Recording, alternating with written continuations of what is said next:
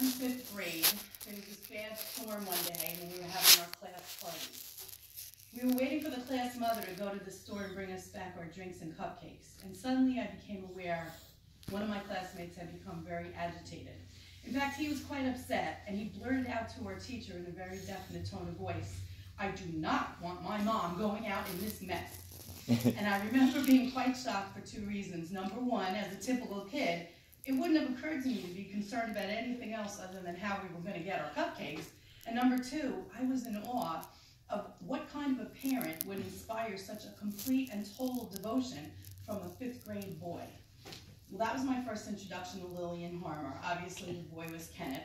And although it would be another 6 years before I would start dating that 5th grader's brother, and another 6 before I called her mom, I never forgot that initial display of pure love and devotion for a woman I came to feel the same way about. Over the years, I have been a willing, sometimes unwilling, observer to anecdotes of Harmer folklore. I've heard tales of missing shirt sleeves, missing cherries, we still don't know who took the cherries, older siblings losing track of younger ones in pools. I've listened to stories of marshmallow peeps. I stepped on them. Yeah,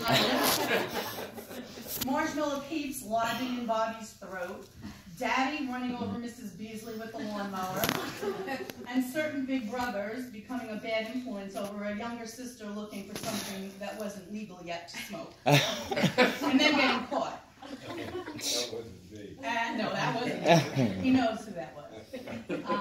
And who but Mommy, while raising 7 children, would bring home, of all things, a monkey. Because that's what Dad wanted. And carefully cut up bananas for it to eat, while it would sit behind Auntie and mimic her.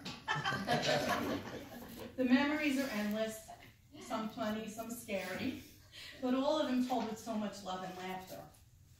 Yesterday, we were watching the funeral service for President Bush, and although they were calling it a day of mourning, it was much more of a celebration of his life, and in particular, the love he shared with his beloved wife, family, and friends. Someone said during the eulogy for him, I don't remember who it was, that when he and Barbara got together, he said to her, quote, "How lucky our future children will be to have a mother like you," unquote. I think that even if those words never came out of Daddy's mouth, he certainly had to have thought the exact same thing. We should try to see today as that as well. Because after all, besides the joy we've all known by being Mommy's kids, nothing could possibly be bringing her more joy than to being reunited with the love of her life. Anyone who knew Daddy will remember him as a strong, tough man, we all knew Daddy, with definite opinions and a will of steel. One of Mommy's greatest gifts was her ability to convince him for more than 65 years that he was the boss of the family. Clearly, she was in charge. Not by yelling, not by acting smarter, not by demanding things go her way. Mom ruled the roost with a strength of heart, a passion for taking care of those she loves, and the warmest hugs on the planet. Not many women have husbands who worship them for so many decades, but Mommy did. And we will all fondly remember Dad's quick wit and sense of humor, which all his kids did inherit.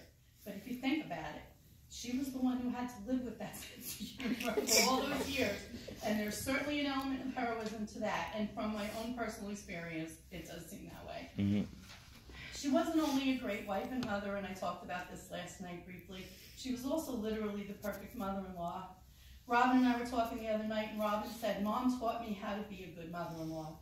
She never interfered, never took sides, never was less than supportive of both her child by blood as well as her child by marriage." Robin's happiest memories include the couple of years Mom and Dad stayed with them for a few months in Florida, welcoming her home from work with a warm hug and a great meal. And all those meals, what a cook she was. Everything she made was delicious, from her cheesecake to her pot roast to those amazing radio cookies we all adore.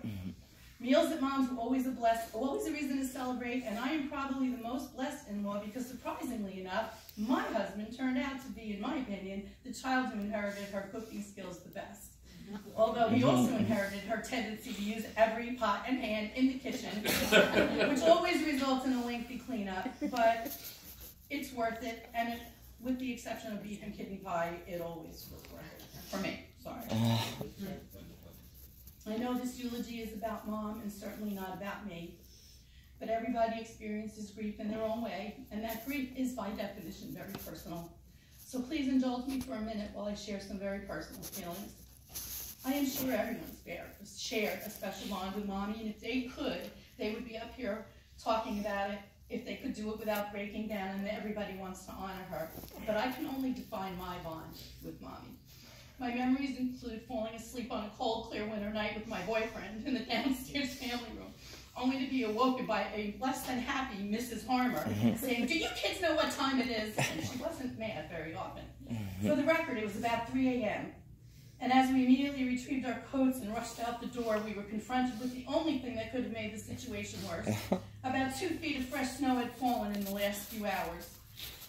And as we tried to make our way down those bi-level steps, sinking deeper and deeper into the drifts, Mom called from the kitchen window, "You kids get back in here." Only someone who truly understands how proper and ladylike Mom was.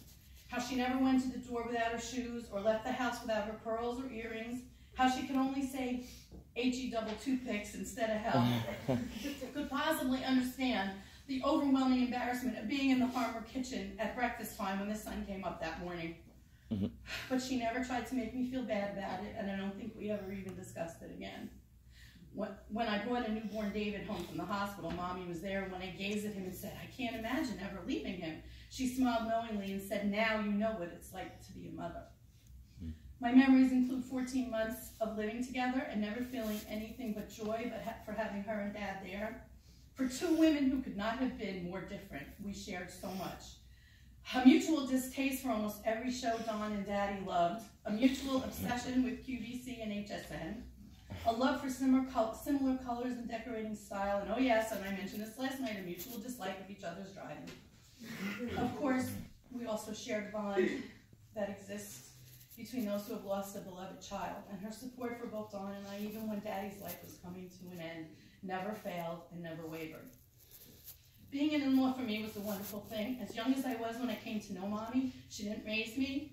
There was no childhood angst in our relationship, no memories clouded by misbehavior, or tantrums, or punishments, or adolescent struggles. There was just this amazing love and mutual respect that simply grew out of loving the same boy who became a man.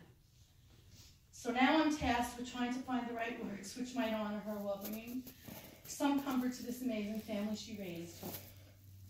And yet I know that no words I could possibly speak can erase the magnitude of this great loss. So I thought about what I wanted to say to all of you that you could find solace in, and I ultimately decided it was simply this. Mommy's greatest gift to all of us was each other, pure and simple. The love that her children have for each other and their respective families is a legacy that's seriously underrated in this world, but will live on as long as any of us who knew her live on. And from her children to her great-greats. And like May has always said, she always will and always will be the wind beneath our wings. In closing, I just want to quote a song by Stephen Sondheim's Into the Woods. Some of you may know it. Probably most of you don't, because not everybody's a Broadway crazy person like me. Mother cannot guide you, now you're on your own, only me beside you, still you're not alone, no one is alone, truly no one is alone. Sometimes people leave you halfway through the wood, others may deceive you, you know what is good. You decide alone, but no one is alone. Mother isn't here now, who knows what she'd say? Nothing's quite so clear now.